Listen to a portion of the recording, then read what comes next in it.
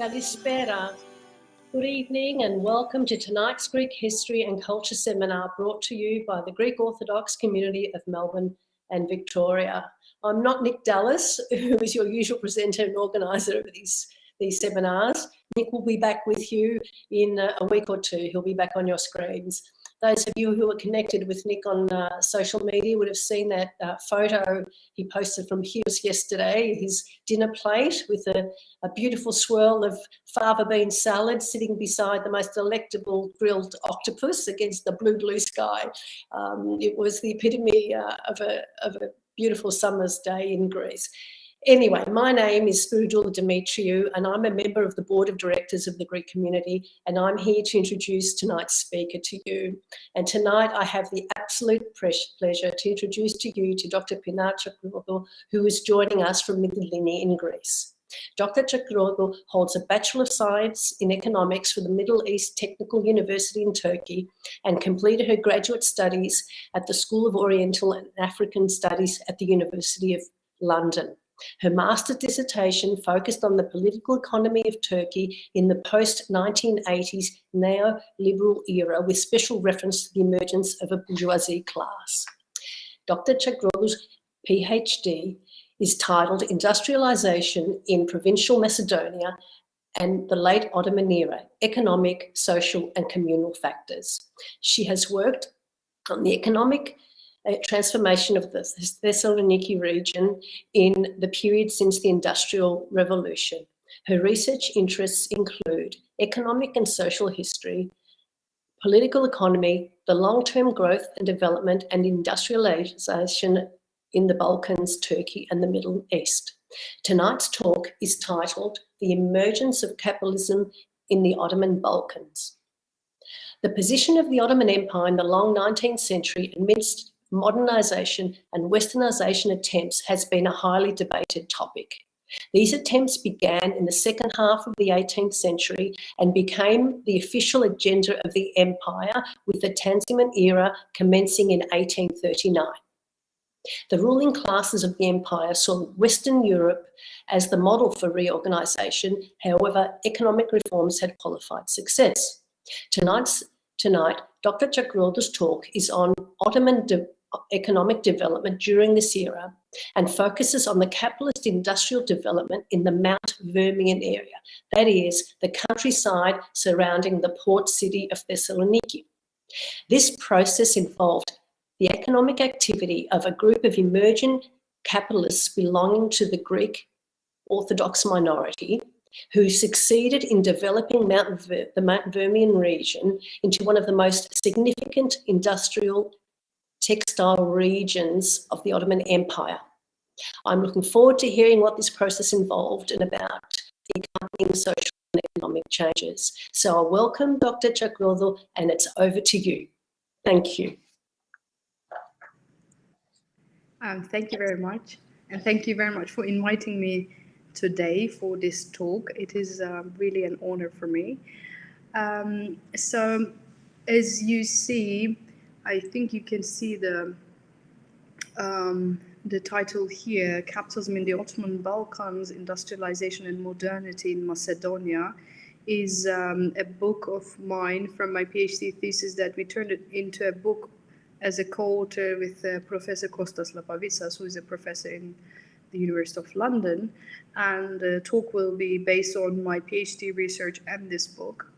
So, as Spiridoula made a very good introduction, and I'm going to go into details of all of those, but this is relatively an under-researched topic in either in Ottoman or Greek or Balkan studies, but also in studies regarding the development of capitalism and industrialization in this region. Obviously, the first analysis of the emergence of capitalism were rightfully on the experience of Britain and the West, as they were the first comers in this. So any latecomer like the Ottoman Empire or the Balkans or Greece, they cannot escape from being analyzed with the framework of these first examples. In here, though, we wanted to, well, there are various difficulties in this, and this was one of the first difficulties. And the other difficulties regarding this research was studying the economic activities of the members of the Greek and Jewish communities. Here I'm going to focus mostly on the Greek community, but when we talk about Thessaloniki, we have to also go into details of the Jewish community and their activities. As minorities within the structures and conditions of the Ottoman Empire also required us to be very careful about how we do our analysis, because their representation in the official archives of the state and their self-representation also in their own archival sources or own writings needed to be assessed very carefully. So most of the time we also needed to go through reading between the lines, basically. Another problem, another difficulty was that as Ottoman citizens in the Balkans of the 19th century, which is, I mean, this area is still a battleground for competing nationalisms and nationalist history writing, was another difficulty that we had to be very careful. But that is exactly why we wanted to start our study by focusing on the case study. Basically, first analyze the case from the totally archival sources of various archives, try to tell the story, and then go into details of all these complicated issues. So let me explain very quickly the sources that we have used for this work. First of all, there was no academic literature existed on the topic before this work. We have used extensively the Ottoman archival sources, and these sources also have been used first time for this study. These included mainly the official documentation related to the agricultural, merchandise, industrial activity of the region, population data, complaints, applications to found workshops or factories, requests of concessions in economic activities, etc. And most of these sources are held in the official Ottoman archives in Istanbul and Constantinople. And some Ottoman documents also exist in the official archives in Thessaloniki, though unfortunately most of them were not digitalized and they were in a very fragile state to work on, so we couldn't benefit from them extensively. Additional information and very important information was provided from the Greek sources and also the archives from the British Empire, mostly in the form of consular reports. They helped us to some extent, but also various traveler accounts and consular writings in various other languages. And finally, and most importantly, together with the Ottoman archival sources that haven't been read until now, the vital information has been derived from extensive fieldwork in the area of Thessaloniki, Nausa, Veria, and Edessa, that I have done several field trips there. And these included family histories, the histories of local institutions, buildings, physical monuments, natural features, and oral traditions. Here I was lucky because the co-author of this book and also my PhD supervisor, Professor Kostas Lapavitsas, is coming from one of the industrialist families of the Nausa region. So we had family documents in hand already, but also his connections in Nausa to the other families, local authorities, and local historians brought us various many information. So the most important source of information in that sense came from oral history from the members of the families directly. And here I should also note that a wonderful team of experts were working on the industrial heritage of Nausa. And finally, last year, they managed to turn one of the factories, actually the biggest factory of the region area, which you will see in a bit, into an industrial heritage museum in Nausa, and which is now open to visitors since last year. So let me start with the first slide, which is the map, in order to understand the region of concern. That is Salonica port here, as you see. Salonica is here. And you see different lines. This has to do with changing borders, etc. But our region of concern is here and here, so it is very close to the the port city of Thessaloniki, which was one of the most significant port cities of the Ottoman Empire and in the Balkans as well. It was what we can call the multicultural city of the 19th century, home to a very big Jewish community. Actually, it was even called Jerusalem of the Balkans, which was followed by the Muslim and Greek populations. And it was also a very important connection point of the whole empire in the Middle East with Western Europe via sea and railway routes. So this makes Thessaloniki very special in this case. And at the same time, Thessaloniki was a center of guild-based woolen cloth production center since the arrival of basically the Sephardic Jews from Iberian Peninsula, because they were given special rights and permissions for woolen cloth production in order to supply the needs of the Ottoman army and the state. And the Jewish textile producers of Salonica, mostly guild-based, were the main suppliers of the Janissary Corps of the Ottoman army, and they were also exporting all the way to Italy and France. This is since 17th, 18th centuries. There was, with the 19th century, there was the collapse of traditional guild-based textile production, which was also seen before the industrial, well, exactly at the time of the Industrial Revolution in Britain.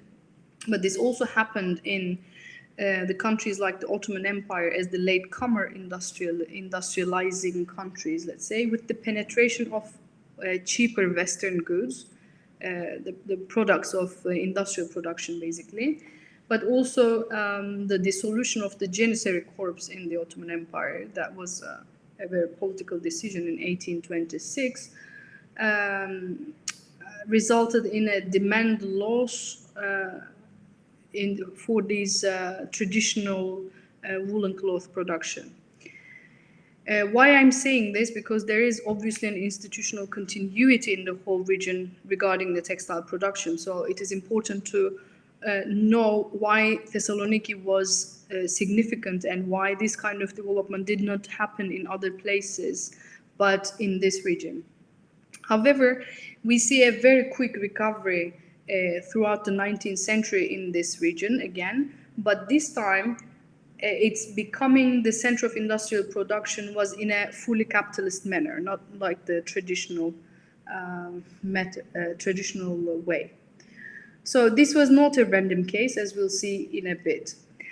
If we continue with the significance of Macedonian industry, I'm calling this, this is a very, this is a huge issue why we call this Macedonia, where we should call Macedonia. There's all these conflicting, historical issues in the Balkans, but this was called Ottoman Macedonia officially by the state, so we're using that name. So, significance of Macedonian industrialization. This Ottoman Macedonia, the region I just showed you from the map, as a whole, held the second largest concentration of industrial concerns in the whole empire towards the end of the 19th century, and it was surpassed only by Constantinople and its surrounding region. Some significant names in who studied industrialization in the Ottoman Empire and in the Balkans, like Donald Courted, also claimed that at the beginning of the 20th century, Macedonia actually, this area actually possessed the largest industrial capacity, not Constantinople. This is a very important claim that we could not confirm. We didn't have enough sources to confirm this, but this still makes Ottoman Macedonia the largest private industrial region, because the imperial capital, Constantinople, benefited mostly from state investments. So industrialization in that area was mostly in the form of state-owned enterprises, not private industrialization. Sorry, I have a bit of a problem with my throat.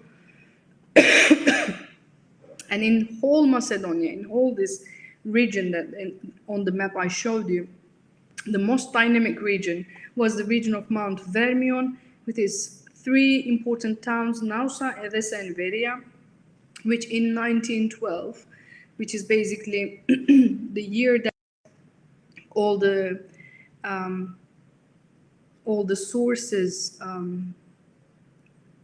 Sorry, is there a problem with the microphone? No. Okay. So this area, these three important towns, Nausa, Eves, and Veria, in 1912 could justifiably be described as the whole empire's main industrial hub for textiles. As Donald Cotter shown, just before the end of the Ottoman rule, 1913, which is the beginning of the Balkan Wars in the area, this region possessed half of the empire's total cotton spinning capacity, and roughly 2/3 of this was situated in the region of Mount Vermion. This is according to spindle numbers.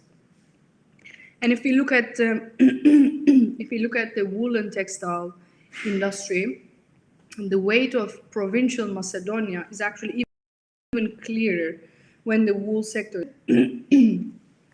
because as I already said, this area had a long and strong tradition in domestic manufacturing and trade of good quality woolen cloth. And throughout the 18th and 19th century, actually, we found in all the consular reports or archival sources that the region managed to sustain this tradition. And the producers from the Mount Vermion region were again the pioneers in introducing mechanization of woolen cloth production. There were 4 wool weaving mills and woolen cloth factories in the European part of the empire in 1913, and all situated in Thessaloniki and Nausa. And 3 out of these 4 factories were controlled by the capitalists from Nausa. The largest and most significant one was established in Nausa in 1907, and Nausa capitalists controlled roughly 80% of the horsepower and 90% of the employment in the mechanized woolen cloth sector in the European part of the whole empire. So to show you this area factory, the most important woolen cloth factory that was founded in 1907, this is a drawing from the Ottoman archives. Well, this is actually a photo.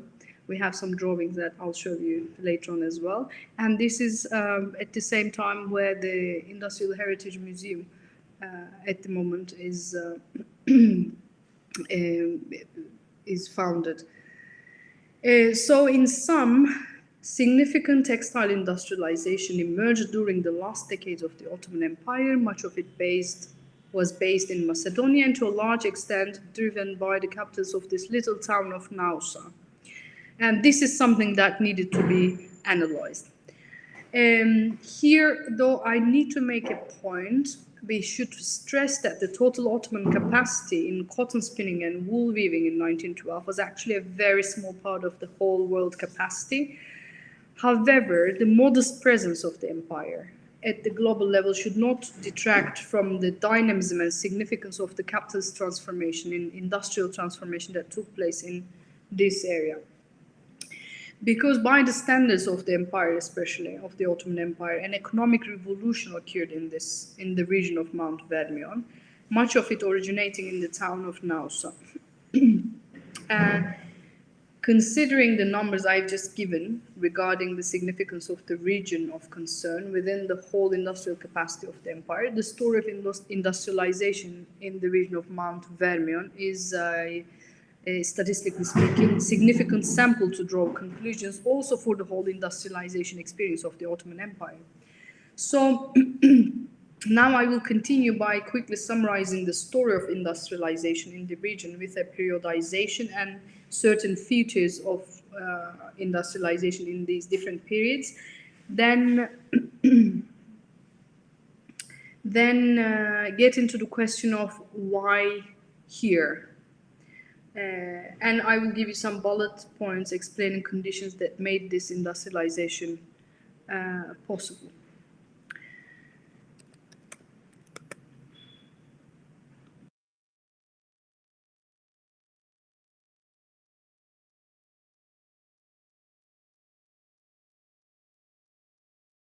The story of industrialization in the region of Mount Vermion starts from 1870, and we get it until 1912, which is, as I said, is the last year where we can reach some information. because then the Balkan War started and we don't have any information afterwards until the end of the war.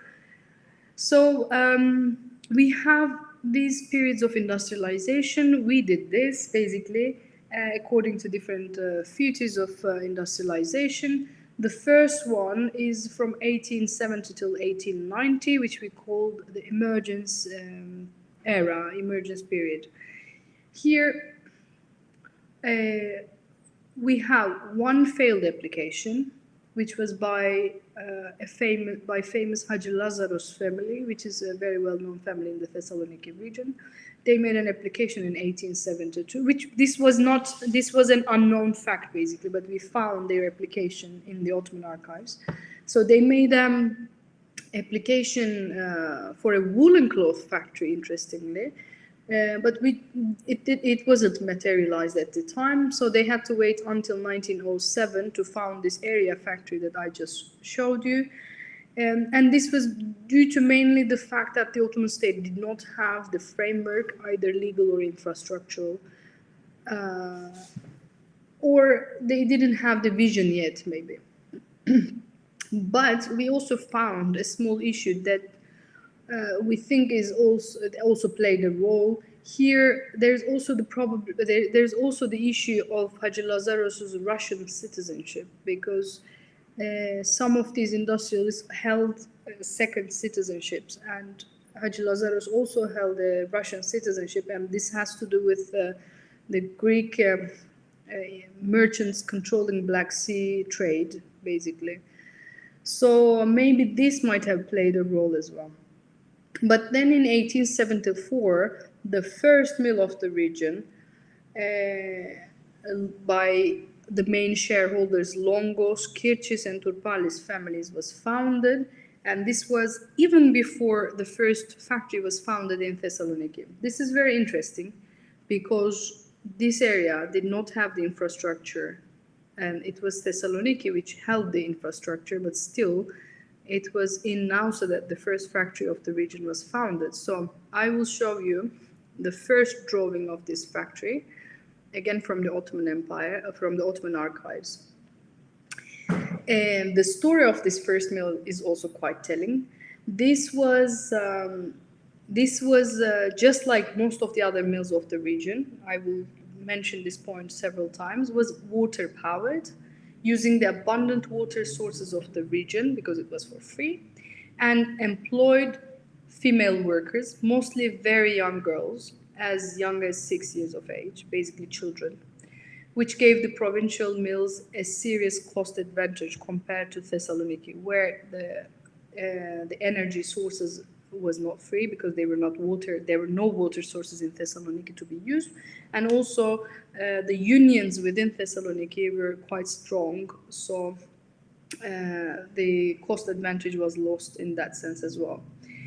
Again, the interesting story about this mill is that the spinning equipment had been bought from a recently failed mill in Piraeus, in the Kingdom of Greece of the time, whose owners had originally brought the machinery from Britain, but for some reason this was not materialized. And the interesting thing is, the Greek capitalists of Nausa had the information about this failed mill all the way from Piraeus, and they managed to get the equipment from Piraeus to Thessaloniki by boat, and then starts the real journey, because at the time there were no railways. The railways had not finished, basically.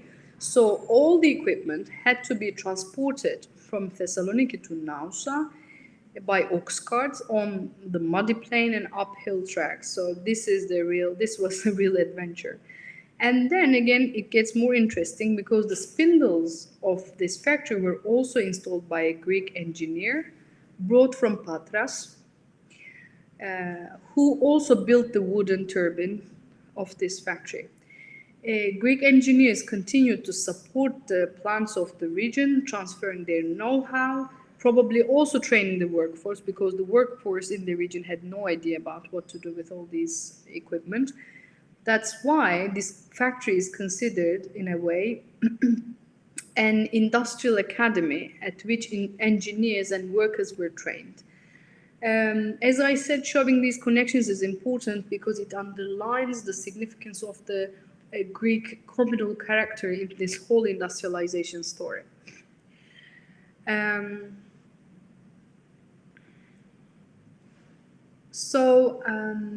the second period, if we come to the second period, it is the takeoff period from 1890 till 1902, which we called, I'm going to return back to this periodization slide here. Yeah, so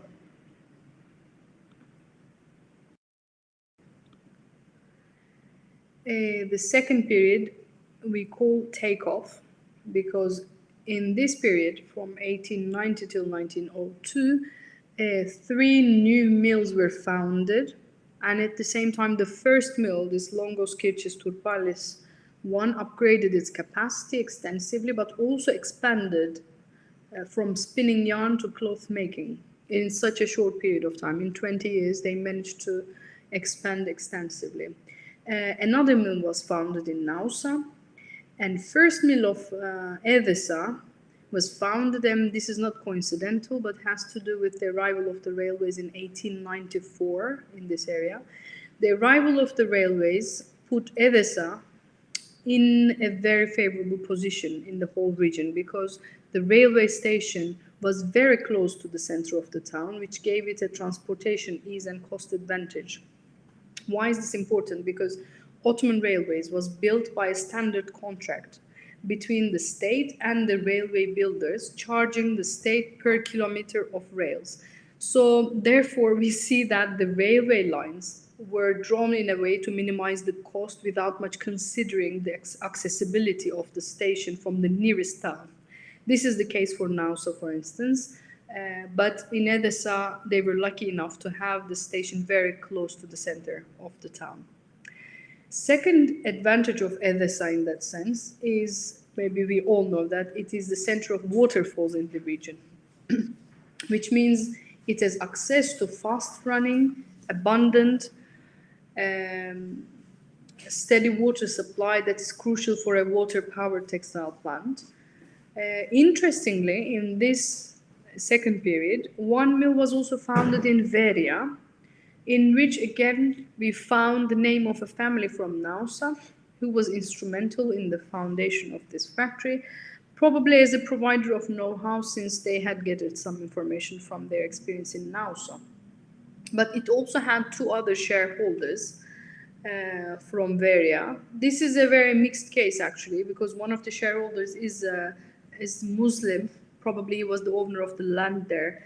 One is Greek, and the third one I don't remember exactly now, but this is an interesting case because normally we see all Greek families coming together and emphasizing this communal factor, communal essence of this industrialization.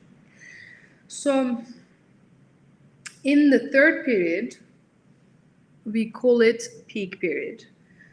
Here, there were 7 new textile plants, and 3 of which were in cotton, the remaining 3 in wool, and 1 plant, I'm going to show you now in the other slide. Here you can see industries founded by Nausan capitalists. Here, 1 plant by Chichis, as you see, did not function until the end of the World War I. In this period, many of the existing plants increased their capacities and or also extended their operations into cloth making and more complicated sectors.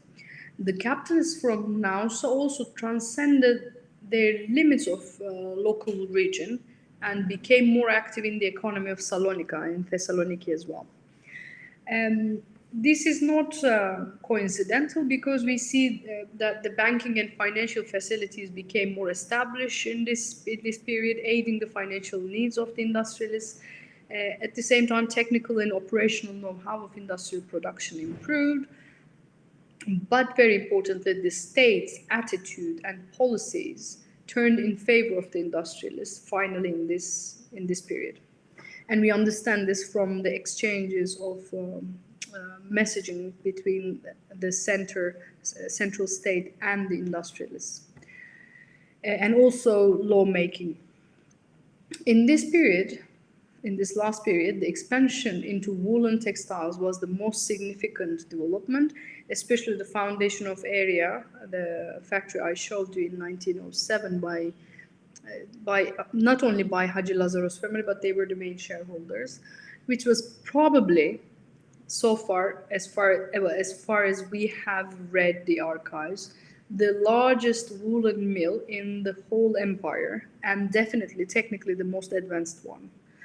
And much of its production was for the supply of the Ottoman army again, interestingly, and this shows the continuity of institutions. We should not be mistaken though, because the agriculture was still the dominant activity throughout the 19th century and even in the first half of the 20th century. But this is the period, 1902 till 1912. This is the period in which the countryside of this Ottoman Macedonia can legitimately be called an industrial economy as well. So the question comes, then why here and why these people?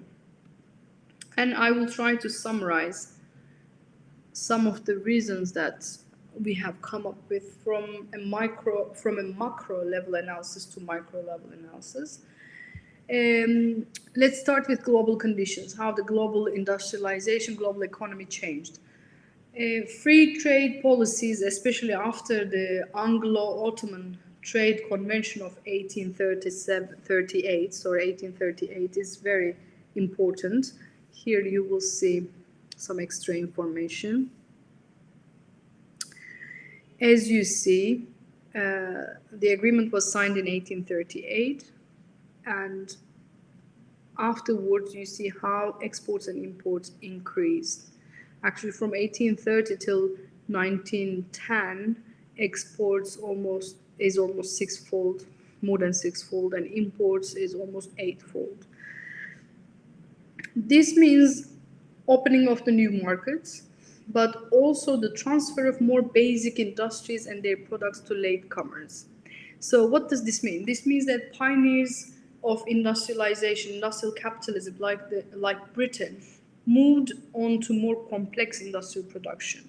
For instance, they were not producing the textiles anymore, but they were producing the textile machinery to sell to newcomer countries who were producing these cheap products, cheap industrial products now. While the latecomer countries like the Ottoman Empire, we see the same trend in Greece as well. We're just starting with the industries of very basic products. So if you see this slide, this is about industrial development in the whole region of Salonica, including Veria and now Sledesa region, because they were part of the Vilayet of Salonica. If you see these sectors, they're all in basic products: textiles, food processing, consumer durables, construction, processing. They increased from 1880 till 1910. They increased a lot, but still, we don't see any complex industry that the first industrialized countries had already moved on to. Another reason is, I already mentioned this, is the geographical location of Salonica at the junction of sea and rail routes connecting the whole empire in the Middle East to Western Europe. This means easier inflow of machinery and equipment, but also easier outflow of textiles to markets all around the empire and also in Europe. Again, as I said before, this is also very, very important. The region, the Vilayet of Salonica, Thessaloniki, possessed powerful productive forces in both agriculture and manufacturing, and was also home to a very well-established merchant class. So you can't do anything without having a merchant class who is trading all these goods. This means the merchants of the region also managed to accumulate capital in the previous era. which is very much needed for their industrial investments later, especially in the absence of more developed institutions like banks and financial institutions. And they also built a network where they were bringing the inputs for the production of the textiles, but they were also trading them through their already established networks. Another important factor, as I said already, the role of the state. So here, when we look at the role of the state, role of the Ottoman state, we know that the role of the state is very important in the economic development of a region. Here we see a very complex picture, actually, because the Ottoman state was a very controlling state, but at the same time, the state was trying to encourage private industrial investment, because in 1875 the state defaulted. So basically, they didn't have money to invest in state-owned enterprises. So they were trying to encourage private industrial investment, but at the same time, they were still in their old traditional institutional features that they were trying to be very controlling. And initially, when the first industrialists emerged, there was actually no standard and well-established procedure or framework for founding a private mill, as the applications from the archives suggest. Only after 1902, we see that the administrative procedure for starting an industrial project was finally settled, and there was a proper legal framework for this. So the state's role is really complex in this. It is supportive and flexible on the one hand, and on the other hand, it is very intrusive, authoritarian, and bureaucratic. But another point that we derived from all this analysis, especially when we compare the involvement of Greek community in industrial and economic activities in general versus the Jewish community, we see that the state's role is also very discriminative.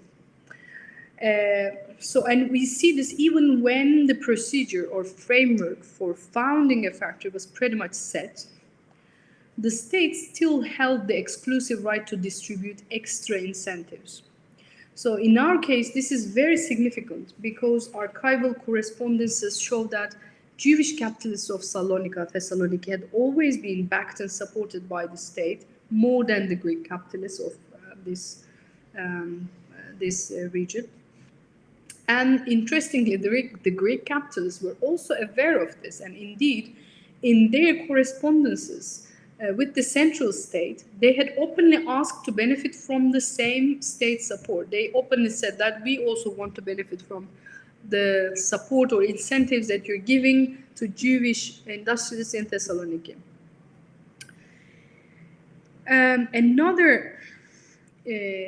Another factor is the economic advantages. Economic advantages of this region. I will show you another slide here.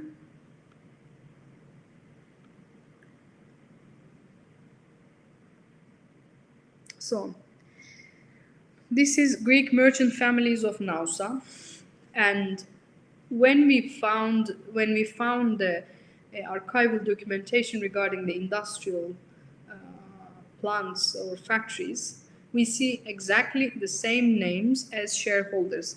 So when I say, for instance, Longos Kirchis Turpales factory, they are the main shareholders. The factory is known by their names, but actually under them, there are various shareholders, because at the time it was difficult to have that much capital accumulation, so many families were gathering together.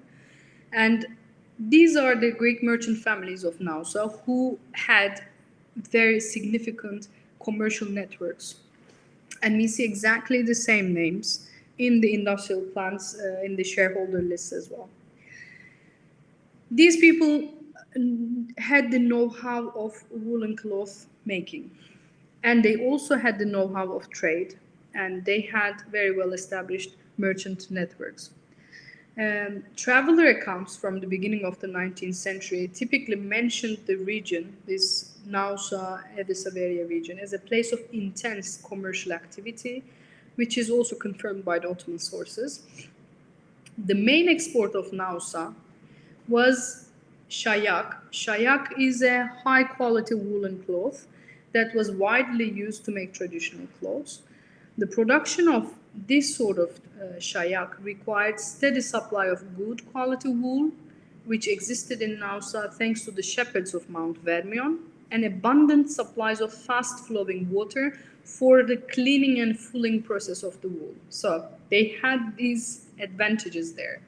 And Ottoman sources also recorded that Veria and Nausa provided high quality textiles to the capital, Constantinople, and its surrounding region, but as well as to the Kingdom of Greece. So they were also sending this shayak to the Kingdom of Greece already at the beginning of the 20th century. So this means that they had the know-how of traditional textile production as well as its trade, and they had established networks to do this all. And as I said, Greek merchants was one of the most significant groups of merchandise networks in the region. And as you can see here, their commercial activities was from the Ottoman Empire till Egypt, Bosnia, Greece, basically Kingdom of Greece. And most important merchants like Hagi Lazaros, Longos, Kirtis, Turpalis, and Kokinos also held some financial houses in Thessaloniki. So they were like sort of bankers of the era.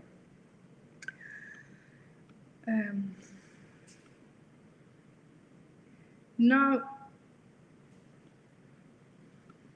this I already mentioned, but I think that requires mentioning again because of in terms of the economic advantages of the region, and it answers the question of why here, is that the region had abundant water sources to use in water-powered plants for free, because that was not free in Thessaloniki, and that was erasing the cost advantage for the Thessaloniki industrialists. They had raw materials, cotton and wool. They had very cheap workforce, much cheaper than Thessaloniki, as I said before, because in Thessaloniki the unions were organized and very strong. And the proximity to railway and sea routes, both for the rest of the empire and for Western Europe, was also very significant. The last point I want to make regarding this question, why here and why these people, is that there is a very significant communal character in this whole industrialization story. Because all the industrialists of Nausa belong to the Christian Orthodox, Greek Orthodox upper class, upper social layer of Mount Vermion, which is also known as Çorbacı of the region. They benefited from this Greek community network, both inside and outside of the empire, as I mentioned several times. Ties among these families were also cemented through intermarriages. And these altogether create mechanisms of trust and monitoring of economic activities much easier. Furthermore, the family and community networks of the Çorbacı class, establishing access and control over capital, land, and commercial networks, as well as market information, were vital in this industrial transformation of the region. So basically, this is all I have to say as a presentation, and I can now answer all your questions. Thank you.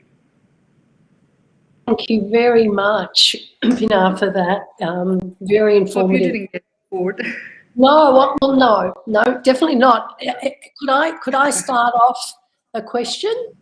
Pinar, you explained to us that it was existing local economic structures that were an essential part of the emergence of industrial capitalism, and also that the existence of a merchant class facilitated the development of the industrial development. Mm-hmm. I'm interested in what happened during the takeoff period and the peak period for the farmers in the region during this process of economic development. Did migration occur fairly quickly, or what other social consequences were there? For example, did farmers of small holdings respond by changing what they produced to provide more raw materials, or did they not respond at all? Did they just head to become factory workers? Was land sold to make larger bundles of land? Well, what did it do for the landscape and the social structures? Thank you. This is a really important question, because wherever we see capitalist industrialization, capitalism emerging, we also see, but basically, the first example is the British Empire, where they started capitalism, capitalist industrial transformation. But we see a transformation of agriculture before the industrial transformation. Okay. So, in order to see what happened in this region, in the book and in the PhD thesis, we also went through a deep analysis of what happened to agricultural structures. So, was there, just like in the example of the British case, so maybe then this can be a theoretical, fact that industrial transformation needs to be, it needs to follow an agricultural transformation, a capitalist transformation in agriculture. So we analyzed this, and actually there was no capitalist transformation in that sense. This means, the agricultural workforce did not turn into a total kind of capitalist working force. This is interesting. But from other perspectives, we understand this because certain institutions were quite strong, like there were big land holding in the area. This actually increased quite a lot. Big land holding increased, but the relations between the landowners and the agricultural workforce did not become exactly like a working force relationship. But you also asked about how they changed their production. Yes, they answered to the need in the region. They started, for instance, putting more cotton because of the cotton factories expanding. In that sense, they responded. But for our analysis, we also need to understand, not only for our analysis, for theoretical analysis of the emergence of capitalism and industrialization, we also need to understand that in order to divert a certain part of your workforce to industrial activity, you need to have abundant agricultural product in the region, because otherwise you can't feed people. So that was also an important factor here. But we should also mention that many of these factories were not working all year round, because they were working when the water sources were abundant, and when the water sources were not abundant, the workforce of the factories were returning back to their agricultural activities. So they didn't become like a fully industrial workforce either. I was interested to see that food manufacturing increased rapidly, really, during the period too. So that would have been a form of industrialization taking place in the area too. Yeah, true. Yeah. I have but a question. They were mostly sending it abroad as well. Oh, They were sending most of them to, for instance, in Thessaloniki, we have Alatini, it is still called Alatini factory, Alatini mill flour mill. That was the biggest in the whole empire, and they were making macaroni, pasta, as we see. But they were also sending it all over the country. This is interesting, Pinar. We have a question from Vicky Lamdopoulou, who asks you, do economic changes during that period still influence Greece's economy? And in part, you've answered that by referring to this factory, haven't you? Well, I didn't actually understand. Like, Vicky's asking whether economic changes that occurred during that period still play a part in Greece's economy today. I think it does. The sad thing was basically the disappearance of the Jewish community with the Second World War, because they were very active, and the thing is, it's not only they were very active, they had the most extensive network in the whole Europe, because they were coming from Iberian Peninsula. They had roots there, they had connections there, merchandise connections there, and then Italy, France, Britain. So they were very active in that sense, but with the Second World War, unfortunately, like almost the whole population, Jewish population in the region, were killed. But these factories, many of these factories that I mentioned, actually continued their economic activities on and off throughout the 20th century. And we see that one big blow for them came, unfortunately, with the European Union and its sanctions. So, because they were unable to produce as cheap as some other European countries. So that was a kind of blow. Wow. Yeah, we saw that. Wow. And we have our next question from Nick Dallas, who asks you, the Mount Vermion cotton industrialists, where did they source their raw cotton, and did they have links with Greek cotton merchants in Alexandria, in Egypt? Yes, they have. They have. As I showed you from the merchants list, several of these families were also had merchandise houses in Egypt, in Alexandria. They were bringing it from there as well, but there was also huge cotton production in the whole region.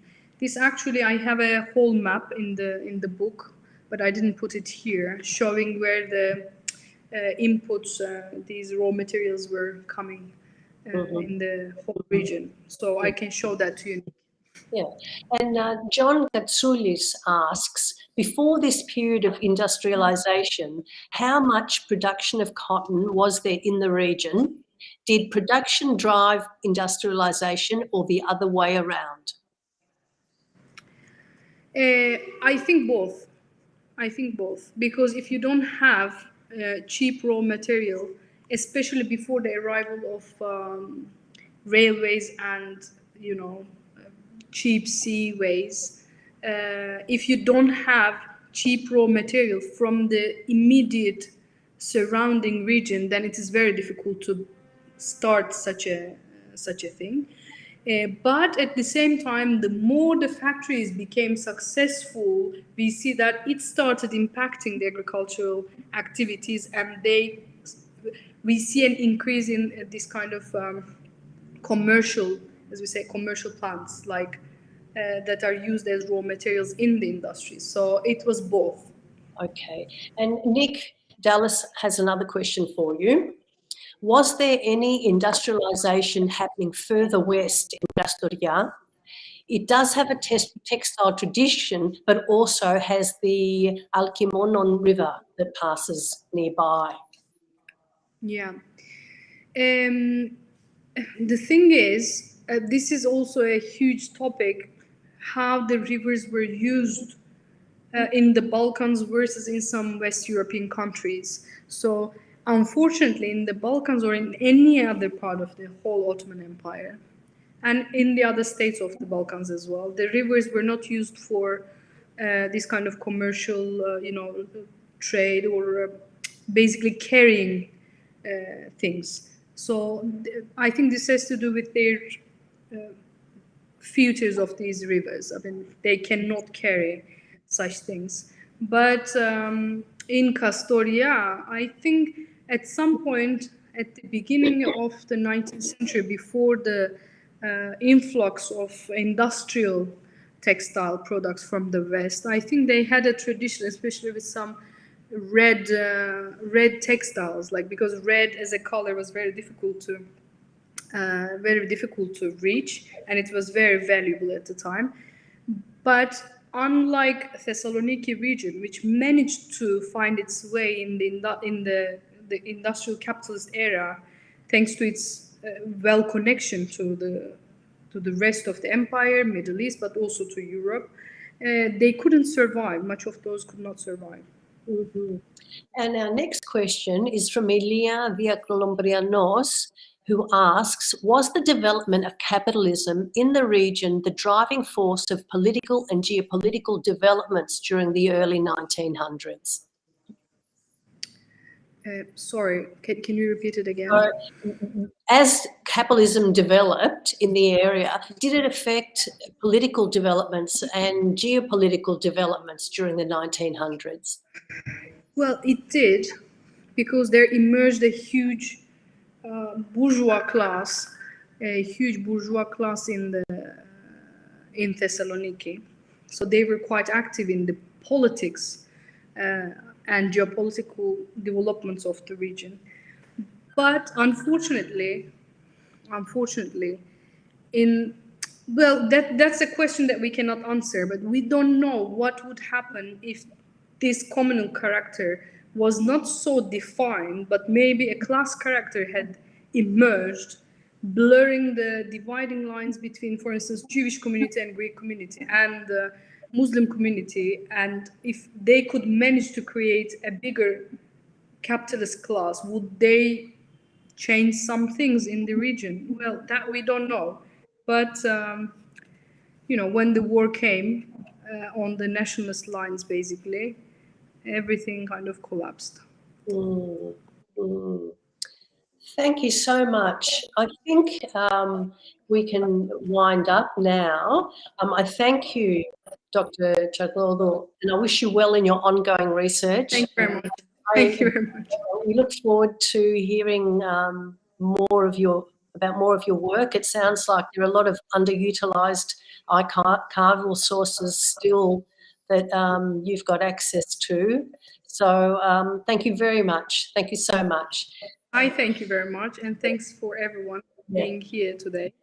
And I just want to wind up by letting everyone know that our next week's seminar is titled Proselytes of a New Nation, Muslim Conversions to Orthodox Christianity in Modern Greece from 1821 to 1862, and it will be delivered by Dr. Stefanos Katsikas, who is the Associate Director of the Centre of Hellenic Studies and Assistant of International Instructional, and he's the Assistant Instructional Professor at the University of Chicago. So I thank everyone for their presence tonight, and we'll see you hopefully same time next week. And now we thank you once again for your— You're welcome. You're welcome again. Thank you for inviting me. Talk. Thank you so much. Thank you. Thank you. Good night, everyone.